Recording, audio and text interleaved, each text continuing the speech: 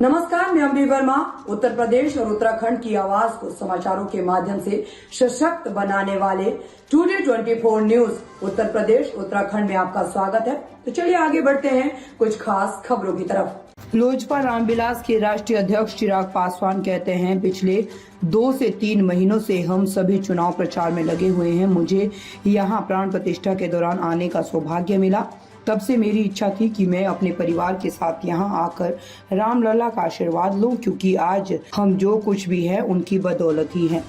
देखिए, पिछले 2.5-3 महीने राजनीति के क्षेत्र से जुड़ा हूँ। चुनाव प्रचार के की व्यस्तता काफ़ी ज़्यादा रही, पर ऐसे में क्योंकि मैं रामलला प्रभु श्री राम की प्राण प्रतिष्ठा में मुझे आने का मौका सौभाग्य मुझे मिला था, और तभी से मेरे मन में ये इच्छा थी कि अपने पूरे परिवार के साथ यहाँ पर आऊँ, अपनी माँ के साथ, बहन के साथ, भांजे भांजी, जीजा जी, पूरे परिवार के साथ यहाँ पर आकर प्रभु श्री राम के दर्शन करें, उनका आशीर्वाद लें।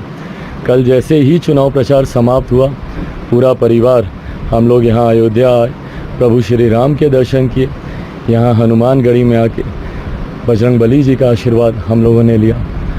जितनी भी जो कुछ भी आज हम लोग हैं, इन्हीं के आशीर्वाद से हैं, और बस ये आशीर्वाद सदैव बना रहे, इसी भाव के साथ यहाँ पर आए। क्या लगता है, इंडिया गठबंधन पे हमारी सरकार बड़ी बहुमत आ रही है, मोदी जी को कहा जा रहा है, ये जिस तरीके से मेरे प्रधानमंत्री आदरणीय नरेंद्र मोदी जी ने देश में चौमुखी, और ये कहने के लिए नहीं, ईमानदारी की बात है, चौमुखी विकास उन्होंने किया है। जहाँ गांव में रह रही महिलाओं के सम्मान की, स्वास्थ्य की चिंता कर योजनाएं बनाई गई।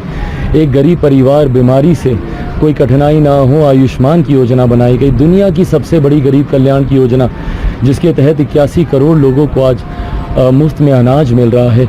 ये तमाम ऐसी योजनाएं हैं जहां पे एक गरीब परिवार को सकारात्मक तरीके से हर व्यक्ति को प्रभावित कहीं ना कहीं हुए हैं इससे।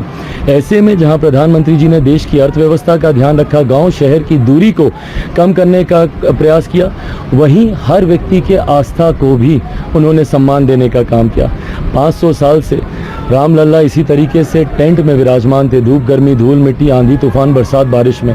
पहली बार देश में एक प्रधानमंत्री आए जिन्होंने उनको भव्य राम मंदिर में उनकी प्राण प्रतिष्ठा करवाने का काम किया। ऐसे में करोड़ों राम भक्त का साथ क्यों नहीं मेरे प्रधानमंत्री के साथ होगा।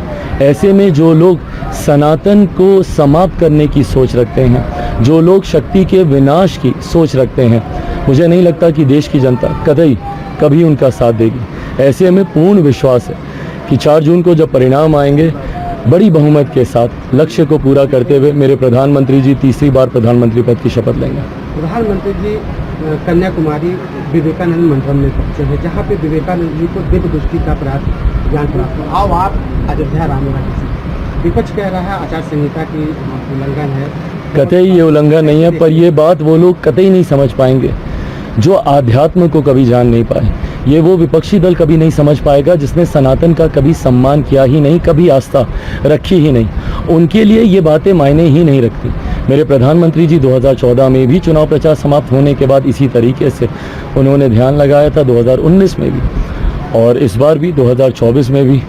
और उन्हीं का हनुमान, एक तरफ वो ध्यान लगाने गए हैं, मैं यहाँ प्रभु श्री राम और बजरंगबली जी का आशीर्वाद लेने आया। भारत माता की दिव्य दृष्टि प्राप्त की विवेकानंद को, तो क्या लग रहा है कि आपकी जो बहुमत होगा तो भारत माता के लिए क्या क्या करेंगे? बिल्कुल होगा, बहुमत भी प्राप्त होगा। और जिस तरीके से मेरे प्रधानमंत्री जी भारत माता की जय कहने के लिए ही ये नारा नहीं लगाया, हकीकत में आज भारत माता की जय उन्होंने देश में, दुनिया में उन्होंने करके दिखाया। आज दुनिया का कोई देश ऐसा नहीं है जहाँ पे भारत का डंका ना बजता हो। जिस तरीके से भारत माता के गौरव को, सम्मान को, सर को ऊंचा करने का काम किया। एक समय था जब कहा जाता था कि भारत सोने की चिड़िया है। मेरे प्रधानमंत्री जी ने आज सोने का शेर भारत को बनाया है जो दुनिया में दहाड़ता है। ऐसे में भगवान का आशीर्वाद मेरे प्रधानमंत्री जी के साथ है, और प्रधानमंत्री जी में वो क्षमता है देश को मजबूती से आगे लेकर जाने की। बिहार के लिए क्या करना चाह रहे हैं आप? बिहार में कई कार्य करने बाकी हैं। बिहार फर्स्ट, बिहारी फर्स्ट की सोच के साथ मैं निकला हूँ।